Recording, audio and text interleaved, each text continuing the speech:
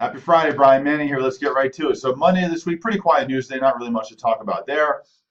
Tuesday this week was the start of the Fed's two-day meeting, so we'll talk about that here in a moment. Also, Tuesday this week, we get FHFA reports on appreciation. So the FHFA measures homes across the nation that have conventional mortgages attached to them.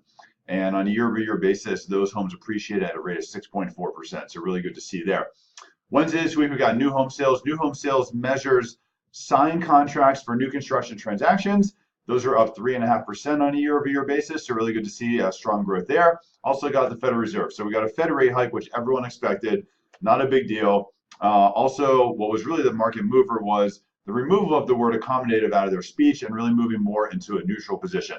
Probably very likely that we will see a rate hike here in December.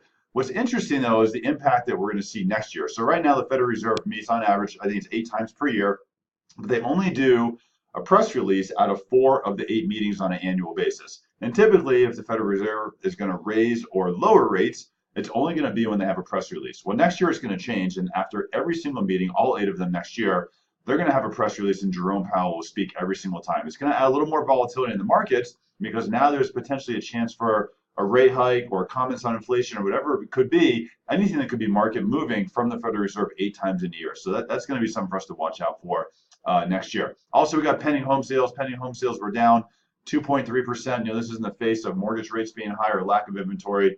I know that it's a slight miss from what was expected. I think it was expected for pending home sales to be flat nationwide, so we had a little bit of a miss there. And then today, which was an inflationary report we're looking for, is the PCE. PCE is the personal consumption expenditure. You've heard me talk about this. There's a couple of different reports for inflation that we look at. One of them is the CPI, that's the Consumer Price Index. That's what we think is more accurate. The reason why is because PCE does not include out-of-pocket costs for living expenses or medical expenses. But the Federal Reserve thinks PCE is the number to look at. So on a year-over-year basis, the core rate for PCE, which strips out volatile food and energy, remained flat at 2%. So you're seeing a little bit of benefit in mortgage rates today because the inflation report was pretty kind to us. Unbelievable. Next week is already the first week of October, which means it's jobs week. It's going to heat up next week because every time we have a jobs report, it always heats up. So we have to keep an eye on what's happening with the markets there as well. Hope you have a great day. Happy Friday. And if you need anything, reach out to us anytime.